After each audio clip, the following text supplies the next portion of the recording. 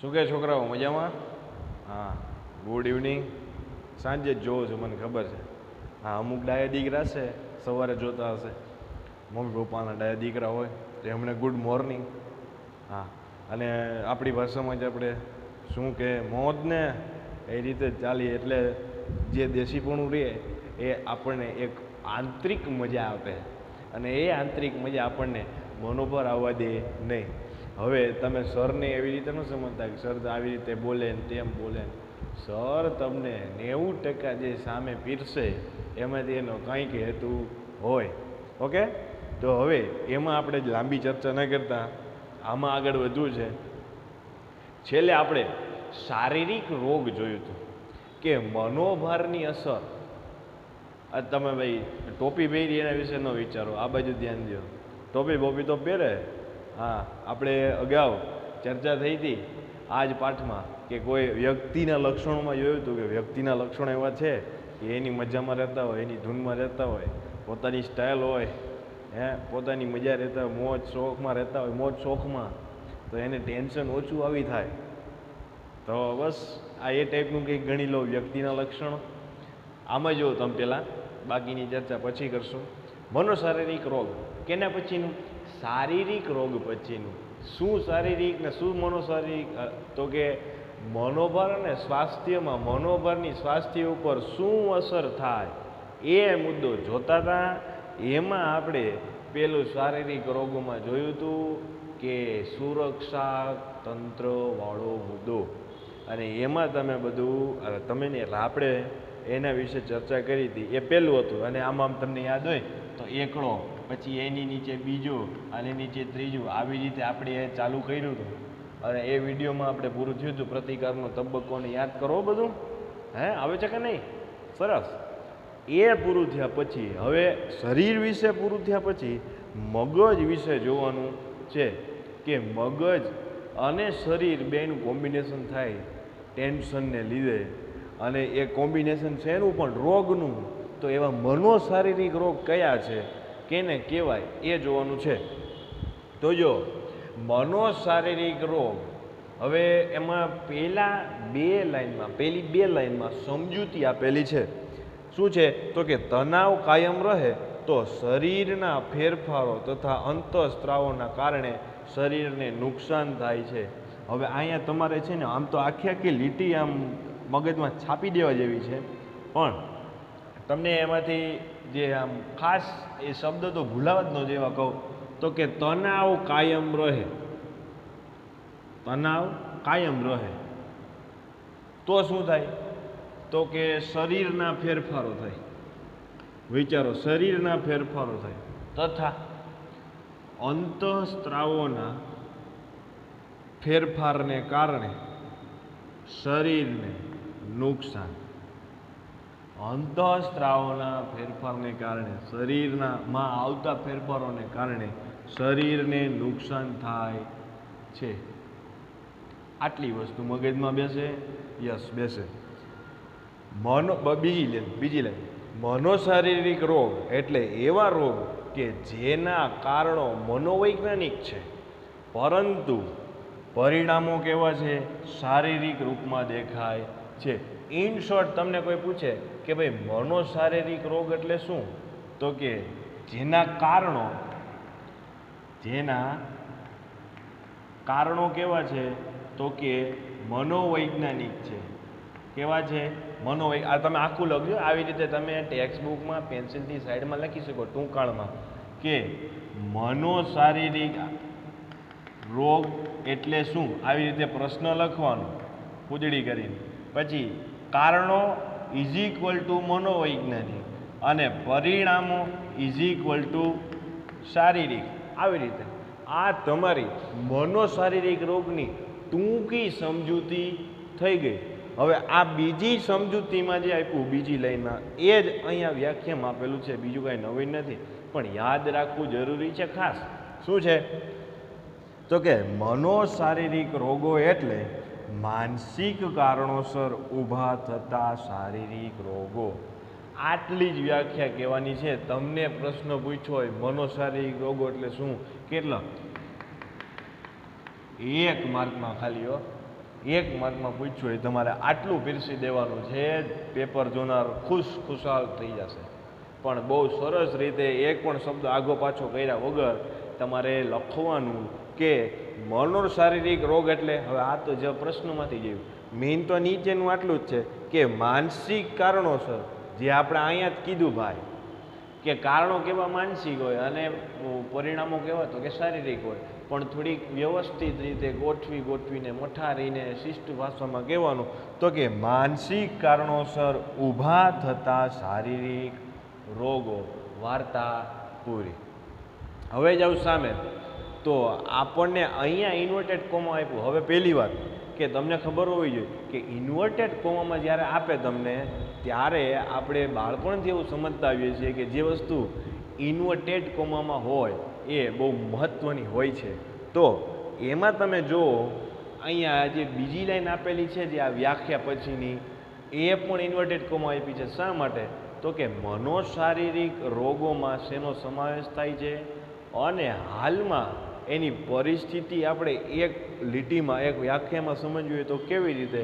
તો કે વર્તમાન સમયમાં ઘણા લોકો હૃદય સંબંધી રોગ, બ્લડ પ્રેશર, દમ, ડાયાબિટીસ, જઠરનું ચાંદુ કે બ્રેન સ્ટ્રોક જેવા શારીરિક રોગોનો ભોગ બનતા જોવા મળે છે વર્તમાન સમયમાં. તો જે મનોભારની અસરો છે એમાં મનોશારીરિક રોગોમાં વર્તમાન સમયમાં લોકો, આવી રીતે તમારે યાદ રાખે, આપણો પાઠ છે એનું ટાઇટલ ઓલવેઝ કનેક્ટેડ જ રહે, જે આપણે મુદ્દો સમજતા એની સાથે. જેમ મેં અત્યારે જોડ્યું, બબે વારા પાછું બોલતો નથી, આપણે આગળ વધીએ.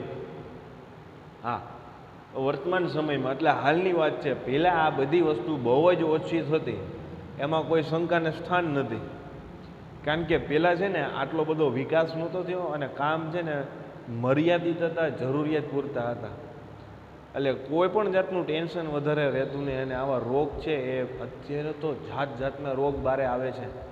કોરોનાની વાત નહીં કરીએ, બીજા ઘણા રોગ છે જે બારે આવે છે. એમ થાય કે ઓહો, હા તે વળી કેવો રોગ, અને એને પ્રોપર નામ અપાણું હોય. હા, ભલે વિશ્વના 0.01% થતો હોય, પણ છતાં એ રોગને પર્ટિક્યુલર નામ અપાયું હોય કે આ રોગ થયો ને એનું આ નામ છે. હવે વિચારો, ભૂલવાની જે બીમારી છે એમાં પણ એક પ્રકાર નથી, એટલે અત્યારે એમાં ઊંડા નથી જતા. અહીંયા જો કે આટલા રોગ થાય છે, હવે એને થોડી બેઝિક એટલે કે પાયાની સમજૂતી સાથે આ પાંચેય મુદ્દા આપણને આપેલા છે. અહીંયા સુધી તમને સમજૂતી કમ્પ્લીટ થઈ ગઈ હોય તો હવે આપણે આગળ વધવું છે. તમારે ટેક્સ્ટબુકમાં જવું હોય તો આપણે ખોલી જ લઈએ, અને ખોલવી જ પડશે, કારણ કે અહીંયા એ 6 મુદ્દા મારે છે ને આમ આખી દિવાલમાં લખવું પડે છે. એટલા માટે આપણે હવે પહેલો રોગ જોવો છે. બીજું, જો તમારી નજર બહુ સૂક્ષ્મ હોય તો તમને એક પ્રશ્ન થશે કે સાહેબ તમે અહીંયા શારીરિક લખ્યું, ટેક્સ્ટબુકમાં શારીરિક લખેલું છે, શારીરિકની બદલે એ લોકોની ભૂલ હોય. એ માણસે જ ટાઈપિંગ કરેલું હશે ને, માણસને ભૂલ થઈ જાય, ઘણી વાર મારે થઈ જાય, તમારે થઈ જતી હોય તો એની થઈ જાય ને. એટલે કાંઈ કન્ફ્યુઝન છે નહીં, શારીરિક જ આવશે. બરાબર છે? હા. અને આ એક વસ્તુ ખાસ મેં કીધું એમ યાદ રાખવાની છે કે તણાવ કાયમ રહે તો શરીરના ફેરફારો તથા અંતઃસ્રાવોના કારણે શરીરને નુકસાન થાય છે. જે અહીં આપણે જોયું તે અંતઃસ્રાવોના કારણે શરીરને નુકસાન થાય છે. હવે અંતઃસ્રાવોના કારણે કેવી રીતે થાય? અંતઃસ્રાવનો સ્ત્રાવ એની શરૂઆત અગાઉના લેક્ચરમાં થઈ ગઈ છે. જો સર મને યાદ નથી આવતું, બહુ સિમ્પલ કહી દઉં કે ટેન્શન લીધે અમુક સ્ત્રાવ વધી જાય, અમુક સ્ત્રાવ ઘટી જાય. હવે અમુક સ્ત્રાવ વધી જવાને લીધે કીધું જ છે, પણ આ તો વાત નીકળી છે, જ્યારે આપણે આ સમગ્ર વાત કરવી છે તો આનું વચ્ચે તમને પાછું એકવાર હાઇલાઇટ કરી દઉં છું. બાકી તમે યાદ કરો, અગાઉના લેક્ચરમાં એક એક્ઝામ્પલ આપ્યું હતું જીએચ સ્ત્રાવ, ગ્રોથ હોર્મોન, યાદ છે કે નહીં? હા, આવ્યું ને? યાદ આવે. તો એ એવા જાતના અંતઃસ્ત્રાવ છે શરીરમાં, કોકમાં વધારો નોંધાય, કોકમાં ઘટાડો નોંધાય, કોક બંધ થઈ જાય, કોક અમાપ માત્રામાં વધી જાય તો એની શરીર ઉપર અસર થાય છે. તો હવે આપણે આ બહુ સહેલી સમજૂતીની હજી એકની એક ચર્ચા વારંવાર ન કરતા આપણે આગળ વધવું છે. વારંવાર એટલા માટે આપણે નથી કરવી કારણ કે 2 વાર ઇનફ છે તમારે સમજવા માટે. 2 વારથી વધુ તમને એક્ઝામ્પલ આપવાની જરૂર નથી. આમાં એટલું સહેલું છે આ, છે ને. બાકી આપણી જ સાયકોલોજી એવું કહે છે કે જે તમારા જેવા વિદ્યાર્થીઓ છે એ સાયકોલોજી આવો વિષય અને આવા પાઠ પહેલી વાર સમજતા હોય ત્યારે એને 4-5 એક્ઝામ્પલ તો આપવા જ પડે, ત્યારે એને બરાબર સમજાઈ જાય. પણ આ સહેલું છે એટલે આપણે 2 વાર રિવાઇઝ કર્યું સમજતા એટલે તમને સમજાઈ ગયો છે. મને ખબર છે તમે આમે બહુ છે ને એકદમ ડેડિકેટેડ છો વિષયને. આગળ વધીએ આપણે. હવે જોવું છે પહેલું, હૃદય સંબંધી રોગ અને બ્લડ પ્રેશર. સામાન્ય સંજોગોમાં એક તંદુરસ્ત વ્યક્તિના હૃદયના ધબકારાનો દર મિનિટે 70થી 75% હોય છે. મતલબ કે એક સામાન્ય માણસ, તમે ને હું, આપણા શરીરમાં આવેલા હૃદયના ધબકારાનો દર 1 મિનિટમાં હૃદય કેટલી વાર ધબકે છે એ જ વાત, કે હૃદયની વાત કીધી તો હૃદય કેટલી વાર ધબકે તો કે 70થી 75, અને એમાં પણ અતિ સ્વસ્થ હોય, અતિ સ્વસ્થ. એનો એક ચોક્કસ આંકડો 72 વાર ધબકતો હોય, એકદમ સ્વસ્થ. હા, આગળ. તથા સામાન્ય રીતે લોહીનું દબાણ એટલે કે બ્લડ પ્રેશરની વાત કરીએ છીએ. લોહીનું દબાણ 80 અને ઉપરનું 20 જોવા મળે છે. નીચેનું દબાણ, હવે એક વસ્તુ તમારે ખાસ સમજી લેવાની જરૂર છે. જ્યારે આપણે બ્લડ પ્રેશર જોતા હોય ત્યારે બ્લડ પ્રેશરને આપણે ટૂંકમાં શું કહીએ છીએ? બીપી. શું કહીએ? બરાબર? બ્લડ નો બી, પ્રેશરનો પી, બીપી કહીએ. હવે એમાં તો તમે સાંભળેલું હશે કે એને બીપી વધી ગયું, બીપી ઘટી ગયું. તો what is that? That is here કે high BP and low BP.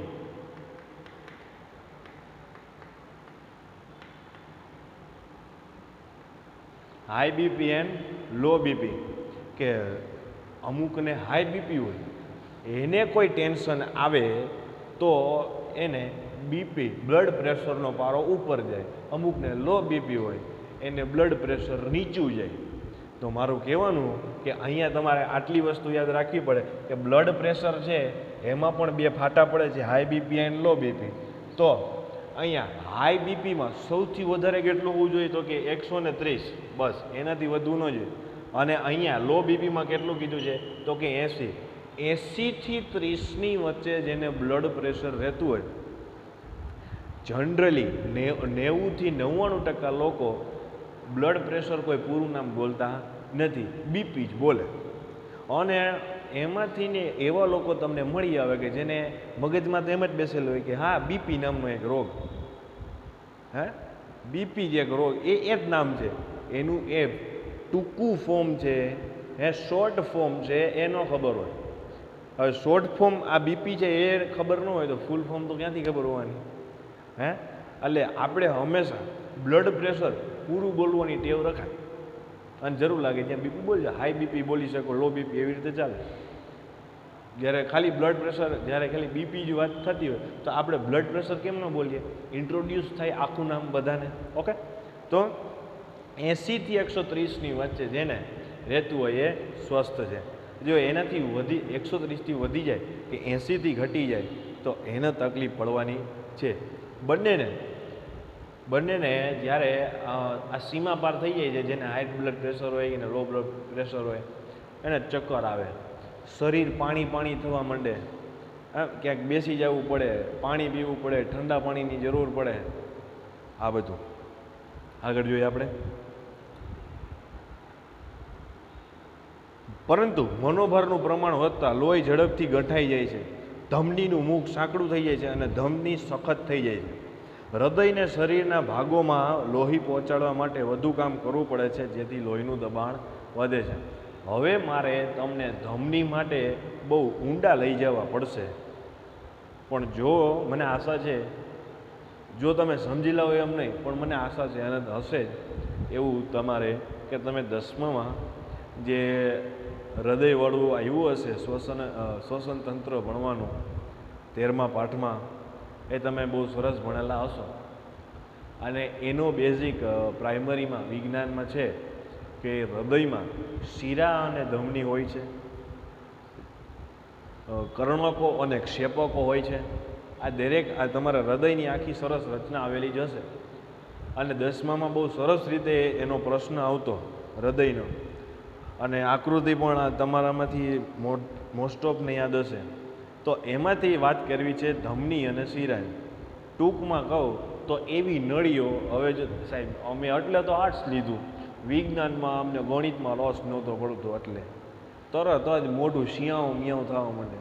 તો ટૂંકમાં કહી દઉં કે ધમની અને શિરા એટલે એવી નળીઓ કે જેમાંથી લોહી વહેતું હોય અને શરીરના દરેક ભાગો સુધી જતું હોય.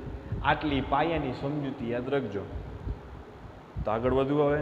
તો હૃદયમાંથી જે નીકળતી આ ધમની છે એ શરીરના ભાગો સુધી લોહી પહોંચાડે છે. એને વચ્ચે માર્ગમાં લોહી ગંઠાઈ જાય એટલે લોહી ઘટ્ટ થઈ જાય, આગળ વહી ન શકે. હવે તમને ખબર છે કે જ્યારે તમે પાણી ઢોરો, ખાસ ધ્યાન રાખજો, એકદમ નજર ચોંટાડેલી રાખવાની. આમ તો આવો પ્રયોગ ખરેખર કરાય નહીં, પણ વિચારવાનું ખાલી. અને કરવો હોય તો તમને આઈડિયો આપું કે મમ્મી લોટ બાંધતા હોય તો એમાં પાણી અને તેલ બંને નાખશે. તો સરખી માત્રામાં પહેલાં પાણી અને તેલ લઈને ટ્રાય કરવાની. પાણીને આમ કરો, તેલને આમ કરો. ઝડપથી કોણ ઢોરાઈ જશે? તો કે તેલ ઢોરાઈ જશે, પાણી ઢોરાઈ જશે. અને તેલ છે એ ધીમે ધીમે, એ તમે આમ કરશો તો આમ લસકીને પડશે. પાણી તો સીધું ટપ દેતાનું હેઠું. શું કામ? તો કે ઘટ્ટ વસ્તુ કઈ છે? તેલ છે એ વધારે ઘટ્ટ છે, એની સ્નિગ્ધતા વધારે છે. વિજ્ઞાન રહેશે થોડું, તમારે સમજવું જ રહ્યું, અને એ વિજ્ઞાન સાથે લઈને ચલાય. આવું જે જીવન જરૂરી છે તો ખાસ. તો આવું જ્યારે ઘટ પ્રવાહી ધીમેથી પડતો હોય તો વિચારો કે જે લોહી છે એ જ્યારે ગઠાઈ જાય તો એ ધીમે ધીમે વહે છે, અને એને લીધે દબાણ વધે. હવે માનો કે નળી છે, ત્યાં લોહી ફસાઈ ગયું, આ બાજુથી લોહી આવવાનું ચાલુ છે, બહુ ધક્કો લાગીને લોહી છે ધીમે ધીમે આગળ વધે, તો પ્રેશર વધે કે નહીં? સમજાય છે? હા. તો એને લીધે હાઈ બ્લડ પ્રેશર થાય છે, હાઈ બ્લડ પ્રેશર. જેથી ધમની સખત થઈ જાય છે અને શરીરના ભાગોમાં લોહી પહોંચાડવા માટે વધુ કાર્ય કરવું પડે છે, જેથી લોહીનું દબાણ વધે છે. એક અભ્યાસ પ્રમાણે મનોભારના કારણે હૃદય રોગનું જોખમ 50% જેટલું વધી જાય છે. સર, તો હાઈ બ્લડ પ્રેશરમાં આવું તો લો બ્લડ પ્રેશરમાં કેવું? બહુ ઇન્ટેલિજન્ટ છોકરા હોય ને તરત આવો સવાલ કરે. એટલે તમે પૂછો અને વિચારો ની પહેલાં જ હું તમને કહી દઉં કે મોટે ભાગે કેવું જોવા મળે છે? હાઈ બ્લડ પ્રેશર જોવા મળે છે. લો બ્લડ પ્રેશરમાં તમે તમારો દિમાગ લગાડો કે ભાઈ એમાં પણ સેમ વસ્તુ થતી હશે કે લોહી પહોંચવામાં તકલીફ પડે. લોહી પહોંચવામાં તકલીફ પડે એટલે બ્લડ પ્રેશરની ખામી ઉદ્ભવશે. પડે છે ખબર? આટલું. હવે એમાં તમારે કોઈ પણ કન્ફ્યુઝન ક્રિએટ કરવાની જરૂર નથી. સર, હાઈમાં આવું, લોમાં આવું. જે સમજૂતી આપણે જોઈ એ બ્લડ પ્રેશર માટેની જ માત્ર છે. હવે જ્યારે બહુ ઘટી જાય છે લોહીનું દબાણ, લોમાં ગણો, બહુ દબાણ વધી જાય છે, હાઈમાં ગણો. સિમ્પલ. જો હવે ઊંડાણમાં જવું હોય તો આપણે સાયન્સનું એક ચેપ્ટર છે, ધોરણ 11-12માં સાયન્સમાં આવતું, એ ચાલુ કરીએ. કરવું છે? ના સાહેબ, રહેવા દો ને, ત્યાં પછી આપણા કામ પૂરતું અત્યારે રાખો. ઓકે. તો હૃદય સંબંધી બ્લડ અને રોગો અને બ્લડ પ્રેશર, એમાં તમારે છેલ્લી વાત નોંધવાની એ છે કે હૃદય સંબંધી રોગ મનોભારના કારણે કેટલા ટકા વધે છે? તો કે 50% જેટલા વધી જાય છે. એની શક્યતા કેટલી? 50% જેટલી વધી જાય છે ટેન્શનને લીધે. અને સિમ્પલ હૃદય રોગની વાત કરીએ તો આમ ઘણું બધું નીકળે, અને ખાસ તો બ્લડ પ્રેશર, પણ અમુકનું સીધું કંઈક છે ને 1-2 ઝાટકે જ પૂરું થઈ જાય. શું? હાર્ટ એટેક આવ્યો. શું આવ્યું? હાર્ટ એટેક આવ્યો. હાર્ટ એટેક આવ્યો એમ, હૃદયનો હુમલો આવ્યો. હવે હળવા હળવા હુમલા હૃદય સહન કરી શકે 3 હુમલા સુધી, પછી ત્રીજામાં તો લગભગ ગણી જ લેવાનું કે ચાલો હવે તો આ ત્રીજો, હવે તો પૂરો. 2 વારમાં હળવા હુમલા હોય તો ચાલે 2 વારમાં. આવું એક સ્ટડી છે, એના ઉપરથી આ વાત આવેલી છે. હવે બીજું છે દમ. દમ એટલે જોવો ને, હું સર હજી સમજાવે પહેલાં સવાલ કરો. દમના રોગો માટે શરીરના આંતરિક અને બાહ્ય કારણો જવાબદાર હોય છે. એમાં આંતરિક કારણોમાં મોટે ભાગે મનોભાર જવાબદાર છે. શરીરના બાહ્ય અને આંતરિક બંને કારણો જવાબદાર છે, પણ આંતરિકમાં શું આવશે તો કે મનોભાર આવશે. મગજને લગતી જ વાત. આગળ એક અભ્યાસ મુજબ જે બાળકોને વારંવાર દમની તકલીફ થતી હોય તેમનામાં મુખ્યત્વે લાગણી સંબંધી મનોભાર જવાબદાર હોય છે. બહુ નોંધવા જેવી વાત છે. જ્યારે બાળકોને મનોભારની વાત આવે અને એમાં પાછી સાથે લાગણી જોડાયેલી હોય, દમમાં એવું કીધું કે જો બાળકોની વાત કરો, બાળકોને દમ હોય તો એમાં શું સામે આવે છે તો કે લાગણી સંબંધી વાત.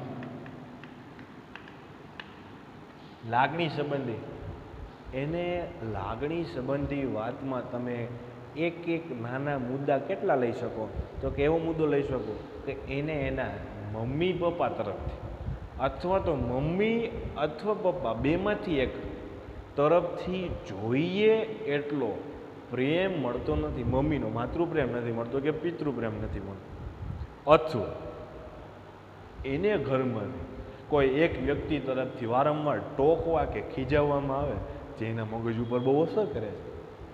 એના મગજ ઉપર બહુ અસરને લીધે એની લાગણી દુભાય છે.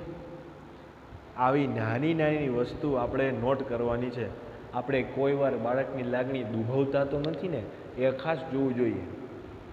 હા, અને ક્યાં એની લાગણીને દબાવવી અને ક્યાં એને પ્રોત્સાહન આપવું, બે માતા પિતાએ, ઘરવાળાએ, હું તો બહુ જ ધ્યાન રાખું, બહુ જ ધ્યાન રાખું. મારો ભાઈ કોઈ સારી વાત કરે, દાદા દાદી, અમારા દાદા ને બા બાબતે, તો એમ કહો વાહ, મને આમ વાહ, હું તો ભાઈ એનો ગટુડો છે એટલે એનો ધબો થાબડતો રહેતો. તમારે આવું આસપાસના વાતાવરણમાં નોંધતું રહેવાનું, તો જ તમારું સાયકોલોજી ભણેલું સાર્થક કહેવાય. આગળ જોઈએ આપણે, બાકી આ તો બહુ ઊંડો વિષય છે. ચાઇલ્ડ સાયકોલોજી આવે આખી, એટલે આમાં એક લીટીમાં આપણે સમાવી ન શકીએ. આગળ વધવું છે આપણે. આ રોગ ધરાવતા બાળકોના પરિવાર, માતા પિતાને કૌટુંબિક માનસોપચાર માટે આપવામાં આવે તો બાળકના દમ રોગ પર કાબૂ મેળવી શકાય છે. હવે આપણે જે અહીંયા 7મો પાઠ છે સલાહ અને મનો ઉપચાર, એમાં આપણે આની ડિટેલમાં વાત આવે કે જે કોઈ પણ આવા મનોભારના દર્દીઓ છે એને આવી રીતે માનસ ઉપચાર માટે લઈ જવામાં આવે તો ચોક્કસથી એ બાળકોનું દમ ઓછું થઈ શકે છે. પછી આ જ પ્રમાણે દમનો રોગ ધરાવતા ઘણા દર્દીઓને મનોભારનું વ્યવસ્થાપન કરવાની તાલીમ આપવામાં આવે તો દમના હુમલાઓ ઘટાડી શકાય છે. અસ્થમા, અંગ્રેજીમાં શું કહેવાય? તમે સાંભળ્યું હોય અસ્થમા, અંગ્રેજીમાં એ કે યાદ રાખવાનું તમારે. ઓકે, આ જગ્યા નથી સામે એટલે લખતો નથી. અસ્થમા કહેવાય દમને. હવે મોટા છે એમને પણ ઘટાડી શકાય છે. કઈ રીતે? તો કે 7મો પાઠ આપણો એના માટે જ છે, સલાહ અને મનો ઉપચાર. આના પછી 6ઠ્ઠો મનોવિકૃતિ, અને પછી 5મા અને 6ઠ્ઠાનું સોલ્યુશન સલાહ અને મનો ઉપચાર દ્વારા. આમાં તો આપણને હજી છેલ્લે આપ્યું જ છે ટૂંકમાં, સંગીત ને કલા સાથે જોડાવો ને ઓલું કરો ને સ્વાસ્થ્ય માટે વ્યાયામ કરો, કસરત કરો, ધ્યાન કરો, યોગ કરો, એના આપણને આમાં મુદ્દા આપેલા જ છે સ્વાસ્થ્ય સારું રાખવા માટે. પણ આ તો વધુ સારી રીતે તમે કોને મળી શકો એક્સેટ્રા એક્સેટ્રા, એના માટેનો પાઠ. આપણે આમાં આગળ વધી. હવે છે ત્રીજું મધુપ્રમેહ એટલે કે ડાયાબિટીસ. આ તો તમે બહુ જ સાંભળેલું હશે, ડાયાબિટીસ, જેનું શુદ્ધ ગુજરાતીમાં શું નામ છે? મધુપ્રમેહ. અને તમારી જાણકારી માટે કહી દઉં કે આને ગુજરાતીમાં અને સાદી એકદમ શિષ્ટ વિજ્ઞાનની ભાષા નહીં, સાદી વિજ્ઞાનની ભાષામાં મીઠો પેશાબ પણ કહે. ક્યાંક તમને આડું આવી જાય તો તમારા મગજમાં લાઈટ થવી જોઈએ કે અચ્છા અહીંયા આની વાત છે. ઓકે, તો ડાયાબિટીસને આપણે શુદ્ધ ગુજરાતીમાં શું કહીએ છીએ? મનોવિજ્ઞાનમાં વાપરવા માટેનો શબ્દ મધુપ્રમેહ. ડાયાબિટીસ. હવે આ રોગ એટલો વધી ગયો છે કે મેં ત્યાં સુધીના સમાચાર જોયેલા કે બાળકને જન્મતા વેત ડાયાબિટીસ થયેલું જોવા મળે. બોલો, હવે આ તે વળી કેવું, આપણે અત્યારે લગી કાંઈ ન થયું હોય, ખડે જડે હોય, કોઈ એમ કે જા હળી કાઢીને લેતો હળી કાઢીએ, અને ડાયાબિટીસ યાર. તો ટાઈપ 2 પ્રકારનો ડાયાબિટીસ. હવે આમાં ડાયાબિટીસમાં ટાઈપ નીકળે છે. આપણે આ બધાનું બહુ ડિટેલિંગ સ્ટડી આવતું નથી એટલે આપણે એમાં જતા નથી. પણ ટાઈપ 2 પ્રકારનો જે ડાયાબિટીસ થાય છે એમાં મોટે ભાગે મનોભાર સાથે જ સંકળાયેલો હોય છે. ડાયાબિટીસના દર્દીઓ ઉપર મનોભારની વિપરીત અસર પડે છે. ડાયાબિટીસના દર્દીઓને કોઈકને ડાયાબિટીસ નવું આવ્યો હોય તો એમ કે એ દાદીમાં, એ બાપુજી ટેન્શન ઓછું લેતા હોય તો ડાયાબિટીસ આવી ગયું. તો એ ડાયાબિટીસ ટાઈપ 2 પ્રકારનો કેને લીધે? ટેન્શન, મનોભાર, સ્ટ્રેસના લીધે થાય છે. પછી મનોભારના પરિણામે સ્વાદુપિંડની કાર્યક્ષમતા પર અસર થતાં ઇન્સ્યુલિન યોગ્ય માત્રામાં ઉત્પન્ન થતું નથી. હવે જો તમે વિજ્ઞાન બહુ સરસ રીતે ભણ્યા હોય પ્રાઇમરીમાં, તેમાં અંતઃસ્ત્રાવવાળા પાઠમાં તમને એક અંતઃસ્ત્રાવ કે આ અંતઃસ્ત્રાવ ફલાણી જગ્યાએ ઉત્પન્ન થાય, આ અંતઃસ્ત્રાવ ફલાણી જગ્યાએ. તો એમાં અત્યારે આપણને આપેલું છે સ્વાદુપિંડ, પાચન તંત્રનો એક ભાગ ગણો. એમાં ઇન્સ્યુલિનની અંતઃસ્ત્રાવની માત્રામાં વધઘટની વાત થઈ છે. ઇન્સ્યુલિન સ્વાદુપિંડમાં. આગળ, ઇન્સ્યુલિન યોગ્ય માત્રામાં ઉત્પન્ન થતું નથી અને લોહીમાં ગ્લુકોઝ પ્રમાણમાં વધઘટ થાય છે. આવા દર્દીઓમાં પણ મનોભારનું પ્રમાણ ઘટે તો ડાયાબિટીસ નિયંત્રણમાં આવી શકે છે. ડાયાબિટીસ નિયંત્રણમાં લાવવા માટેનું શું સિમ્પલ નુસ્ખો કે મનોભારનું પ્રમાણ ઘટે તો ઓટોમેટિક અંતઃસ્ત્રાવમાં કંટ્રોલિંગ સિસ્ટમ ચાલુ થઈ જશે અને ડાયાબિટીસ છે એ કાબૂમાં આવી જશે. પછી જઠરનું ચાંદુ. જઠરનું ચાંદુ મનોભારના પરિણામે વ્યક્તિના જઠરમાં એસિડનો સ્ત્રાવ અને પ્રમાણ વધે છે. ત્યારે જો વ્યક્તિ પૂરતા પ્રમાણમાં ખોરાક ન લે તો પરિણામે જઠરની દિવાલોમાં ચાંદુ પડે છે. જઠરમાં એસિડનો સ્ત્રાવ. હવે આ એસિડની વાત તો એવી છે, તમને ઘણીક વાર એસિડિટી થઈ જતી હોય. હા, હાઇડ્રોક્લોરિક એસિડ HCl એનો સ્ત્રાવ કરે જ્યારે પાચન તંત્રમાં પાચન પ્રક્રિયા ચાલતી હોય ત્યારે. આખું 10મા ધોરણમાં આવતું પાચન તંત્ર તમે સરસ રીતે સમજ્યા હોય તો તમને યાદ હશે કે એમાં એક ભાગમાં કેવી પ્રક્રિયા થાય છે એ આવતું. તો અહીંયા વાત એવી છે કે એસિડનો સ્ત્રાવ વધે અને એના પરિણામે જઠરમાં એવી અસર ઉપજે કે જઠરની દિવાલોમાં ચાંદા પડે, જેને જઠરનું ચાંદુ અથવા અલ્સર કહે છે. અગાઉ તમને કીધું એવી રીતે અંગ્રેજી નામ પણ અહીંયા સાથે યાદ રાખવાનું, અંડરલાઈન કરી લેજો. અલ્સર. ઉચ્ચ પદ પર કાર્ય કરતા લોકો કે જેઓ ઉપરનું કામનું ભારણ વધારે હોય તેઓ અલ્સરનો ભોગ વધુ બનતા હોય છે. જે બહુ ઝાઝી બધી જવાબદારીઓ લઈને ફરતા હોય, જવાબદારી તો બધાને હોય પણ ઝાઝી બધી જવાબદારી લઈને ફરતા હોય અને ટેન્શન જાજુ લેતા હોય કામનું, એને આ રોગ લાગુ પડે છે. એના પછીનો હવે જો આ 4 બરાબર રીતે કમ્પ્લીટ થઈ ગયા છે, બહુ સહેલા છે. હવે છેલ્લો મગજનો હુમલો. મગજનો, જો હૃદયનો હુમલો નથી કહેતો, એ તમને પહેલાંમાં જ વાત કરી મેં. હાર્ટ એટેક આવે, થોડા હળવા આવે તો 3 લગી વ્યક્તિ ખમી શકે. એ હાર્ટ એટેક હૃદયના હુમલાની વાત હતી. અહીંયા મગજના હુમલાની વાત છે. શું છે કે ભાઈ મગજને મળતો લોહીનો પુરવઠો અવરોધાય કે ઘટે ત્યારે મગજનો હુમલો આવે છે. હવે મગજ સુધી બરાબર લોહી ન પહોંચે તો ઘણી બધી શરીરમાં પ્રક્રિયાઓ થાય છે. માનો કે છે ને, તમે જોતા હોય તો ટાલ પડવાના આમ તો ઘણા બધા કારણો. તમે જુઓ પુરુષો જે આધેડ ઉંમરના હોય, જે 40-50 સુધી પહોંચ્યા હોય ને અથવા તો એને વટી ગયા હોય, એને માથામાં ટાલ પડ્યું હોય તો ટાલ પડવાના ઘણા કારણો નીકળે. એમાંનું એક કારણ એવું પણ છે કે એના મગજ સુધી બરાબર લોહી નથી પહોંચતું. એટલે જ્યારે થોડી થોડી ટાલ પડી હોય તો ડૉક્ટર એને જુવાનીએ પણ હોય, એના ઉપર ફિલ્મ પણ આવ્યું છે, તમે જોયું હશે. ડૉક્ટર બહુ સાદી સલાહ આપે કે મસાજ કરો. મસાજ, માનો કે માથું એમાં તેલ નાખી અને મસાજ કરો એટલે શું થાય? તો કે મસાજ કરો એટલે મગજમાં જ્યારે એને મસાજ કસરત મળે છે તો ત્યાં લોહીની અવરજવર વધે, એને લોહી મળે છે. એટલે ઘણી બધી અસરો થાય, એમાંની એક અસર છે મગજનો હુમલો, કે બરાબર લોહી નથી મળતું, લોહી અવરોધાય છે. ત્યારે પછી એમાં મગજને ઓક્સિજન કે જરૂરી તત્વો ન મળતા મગજના કોષોને નુકસાન પહોંચે છે અને તે નાશ પામે છે. હવે બીજી મહત્વની વસ્તુ કે શરીરમાં જેટલા પણ કોષો છે, તમને ખબર છે લાખોની સંખ્યામાં કોષો હશે. એક નાનો એવો કોષ, આપણે ડુંગળીના કોષ લઈને પ્રયોગો તમે જોયા હશે પ્રાઇમરીમાં, ગાલનો કોષ આવે. તો કોષને તાકાત જોઈએ તો એના માટે એને ઓક્સિજન, આપણે જે ઓક્સિજન લઈએ છીએ એ ઓક્સિજન દરેક કોષો સુધી પહોંચે છે અને એનાથી આપણું શરીર કામ કરે છે. તો ઓક્સિજન કે જરૂરી તત્વો ન મળતા મગજના કોષોને નુકસાન પહોંચે અને તે નાશ પામે છે. તેના કારણે આ કોષોની વાત નીકળી તો એક એવો સ્ટડી છે, મેં વાંચેલું હતું કે માણસના શરીરમાં દર 7 વર્ષે નવા કોષો બને. દર 7 વર્ષે નવા કોષો બને. એક સ્ટડી હતું, રોચક તથ્યમાં આવ્યું હતું, તમને કામ આવશે આગળ. તેના કારણે ધમનીમાં અવરોધ અથવા મગજને લોહી પહોંચાડતી નળીમાં હેમરેજ જોવા મળે છે. સ્ટ્રોકના લક્ષણોમાં બોલવાની કે સમજવાની ક્ષમતા ઓછી થવી.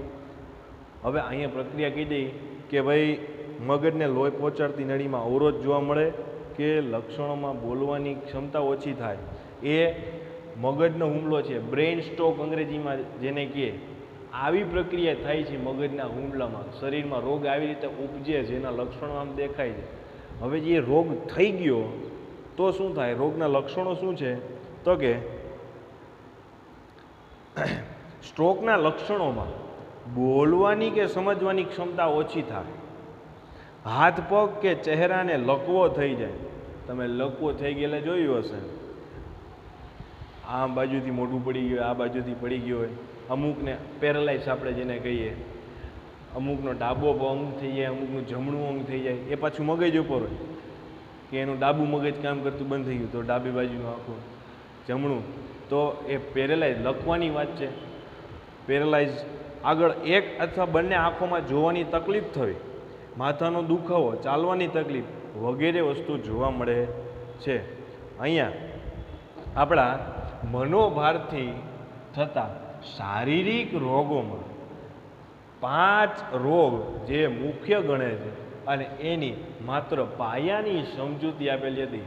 એ આપણે જોઈએ મનોશારીરિક રોગ, એની ટૂંકી સમજૂતી, એના દ્વારા થતા રોગ અને એની ટૂંકી સમજૂતી. લેસનમાં તમારે એકવાર આ આખે આખું લખવાનું રહેશે. રેડી?